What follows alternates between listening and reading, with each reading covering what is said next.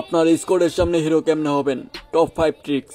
Number 1, আপনার teammate যখন plane থেকে ল্যান্ডিং করাবে আপনি ওখান থেকে আনফলো দিয়ে তাদের কাছ থেকে 72 কিলোমিটার দূর পিকে একা ল্যান্ডিং করবেন। তারপর ওখানে মারা খাওয়ার পর আপনার টিমমেটদেরকে বলবেন ওই চুদির বাইরে রিভাইভ দে। তাতে আপনার টিমমেটরা মনে করবে আপনি রাইস্টারের খালতো ভাই আর আপনাকে রিভাইভ দিয়ে দিবে। ট্রিক্স নাম্বার 2, আপনার টিমমেট যদি আপনার পাশে ডাউন হয়ে থাকে আপনি তাকে রিভাইভ না দিয়ে আগে এনিমির সাথে ফাইট নিয়ে মারা খেয়ে যাবেন। আপনার টিমমেট যদি কিছু বলে আপনি বলবেন এই আপন কা স্টাইল হেরে বেরু।